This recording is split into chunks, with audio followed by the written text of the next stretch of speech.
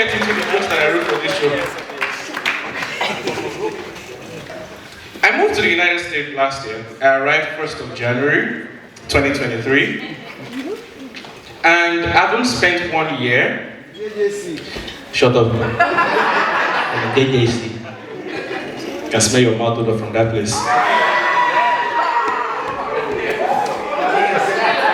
The mouth odor gets salt.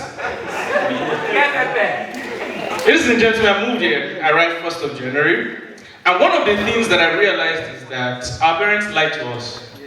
When we were growing up, they told us, when you finish university and you go to America, you'll be rich. Everybody in America is rich. We are here now. You are rich now? Another lie they told us here, fear your African parents. They used to lie a lot. African parents told us that all our uncles and aunties in America are useless. Your uncles and aunties in America, they are useless people. They don't send money to anybody. So now, you and I are in America.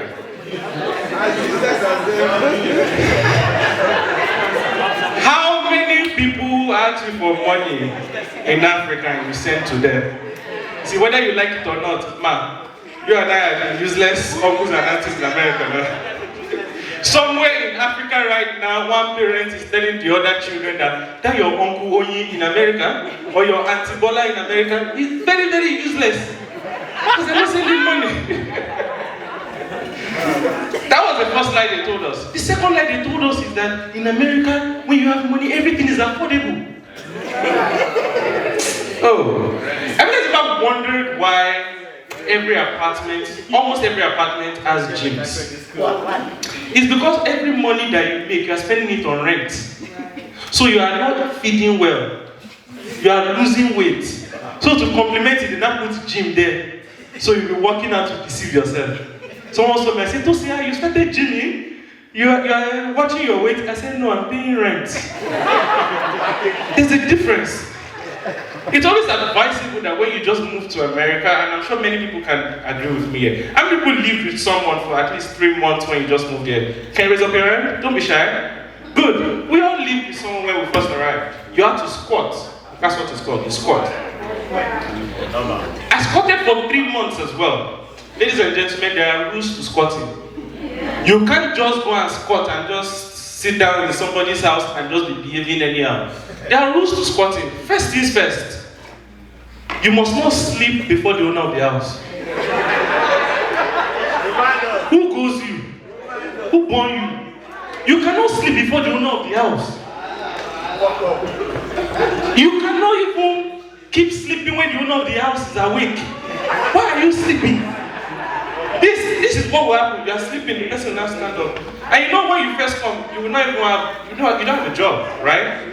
You don't have a job, so you have to be waiting for opportunity to come. So you now keep sleeping because you don't have a job. The person will now wake up by 4 a.m. to go to work. Look at him, idiot, sitting down, sleeping, eating my food. Wake up, my friend! You're paying rent. That's the first rule. Make sure you sleep after the person has slept and wake up before the owner.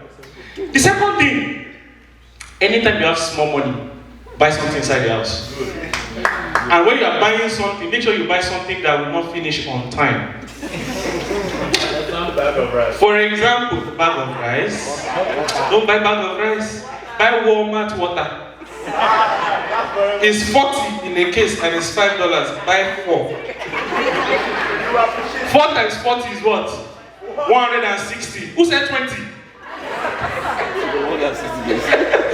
It's $20. Buy 4 cases of water. 4 times 40 is what? 160. You have 160 days in the house. As long as that water is there, they cannot send you out. So anytime they think of sending you away, they just see the water and say, hey, this water still remains. How many? 132. It still has 130 days in this house. So they leave you.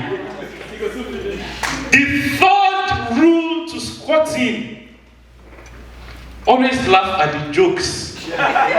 Whether it's funny or not, just laugh. Because when it's the owner of the house cracking jokes and you're not laughing, you give the person complimentary laugh. And I'm sure Christians that are here, sometimes our pastors in church, they like to crack jokes. And it's not all the jokes that will be funny.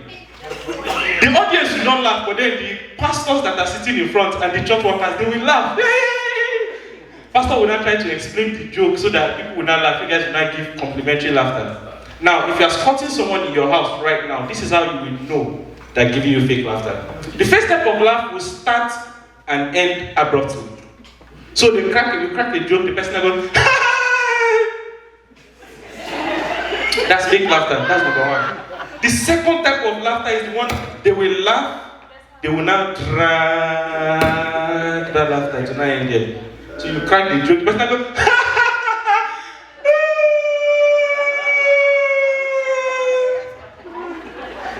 that laughter fake die. The third type of fake laughter, and this is the kind of laughter that you give to your boss at work when they probably have missed your paycheck, and then they are now trying to cheer you up. You now crack a joke, you now laugh, you now drag it. When you now get to the end of the laughter, you now do to let them know. So you go like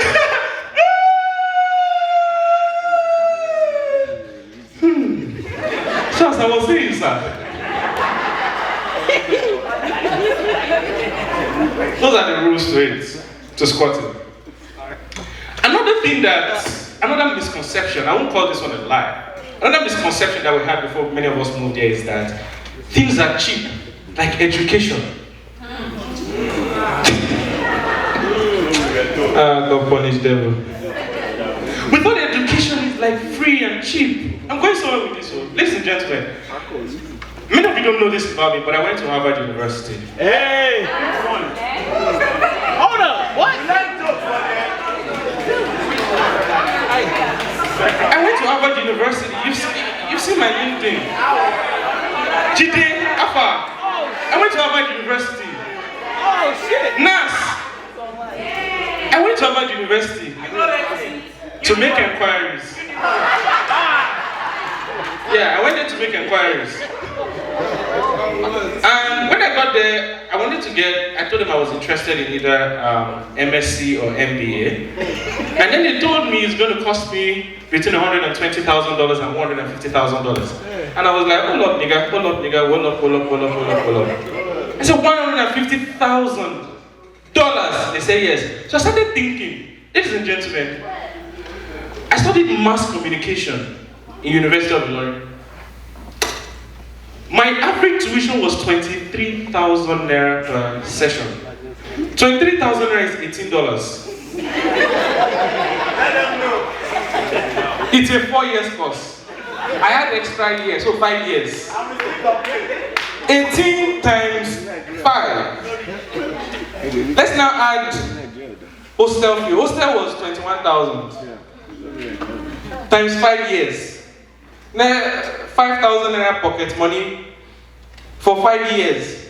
Listen, so when I calculated how much my tuition, accommodation, pocket money and everything for 5 years, I didn't spend up to $200 to get my BSc. You're not telling me I should come and spend $150,000? The man was, oh no, you can get student loan, you can. And even me, I got student loan. Right now I have $80,000 student loan. I was like, okay, what did you study? He said, English language. I learned English for free. And I speak better English than you. Like the way some people even speak English here, just annoying. I had one lady saying something like, you can't sit down right there, that's mine.